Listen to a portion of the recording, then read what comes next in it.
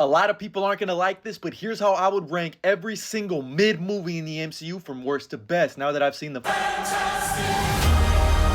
and I know, but everybody Hakuna Matata, before you go crazy, I'm just talking about the movies that fall in between my top 10 best and top 10 worst movies in the MCU. So technically they're in the mid tier. W clickbait or not. But either way, we need to get to the bottom of which one is on top in the mid tier. And you can't forget, it's my list, I can't miss. I gotta go with Black Widow next. This is a movie that I really enjoy. Like, yeah, did it come out 5 years too late? Sure, but it introduces to Florence Pugh and Elena Belova. For that, it deserves a goddamn salute. Like a lot of these MCU movies, it has its moments and it also has its dumb moments. All this stuff at the Red Room at the end is visually disgusting to look at. But I wish it would have kept the tone from those opening credits of the women getting trafficked into the Red Room. I wish it would have taken itself just a little bit more serious. But at the end of the day, bro, we got Scarlett Johansson and Florence Pugh on my screen. What the fuck are we talking about?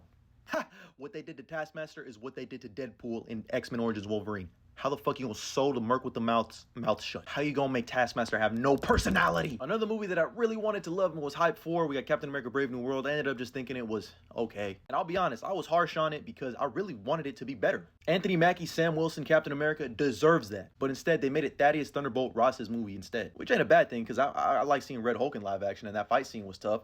That's probably the biggest saving grace of this film is all of its action sequences. But it just never felt like Sam Wilson's movie to me personally. And it kind of just retreaded similar plot points from the previous 3 Captain America movies. You're telling me Sam Wilson has to clear one of his closest friends' name? Super Soldier at that? Sounds a lot like Civil War. Joaquin Torres gets shot out of the sky and Sam Wilson thinks he's dead? Sounds a lot like Rhodey in Civil War. But it's fine, it's there. I'll probably watch it for the action sequences again. The leader fumbled. Because the probabilities tell me that they're coming the others. First Doctor Strange. Now it's not bad and it's a pretty decent origin story for Stephen Strange. I do love Tilda Swinton as the ancient one, but overall it's meh. From there I got Iron Man 3. One of the better Christmas movies in the entire MCU, Shane Black cooked. One of the more underappreciated MCU movies. It's witty, action-packed, and funny. And I love how they focus on Tony's PTSD after the Avengers. Although I was mad at the Mandarin twist at the time, it's aged well. Ole, ole, ole, ole. Next up, I got Captain America, the First Avenger. Just a great origin story for Steve Rogers, Captain America. Because while he's not the perfect soldier, he's a good man. I can do this all day. I love his relationship with Peggy. And I think the ending scene when he wakes up in New York 70 years later, top tier. Next up, I got Ant-Man, which is such a nice change of pace heist movie. You can definitely tell that Edgar Wright was supposed to direct this movie. How can you not love Paul Rudd? And Michael Pena as Luis might be the greatest original character the MCU ever made. Crazy, stupid, fine.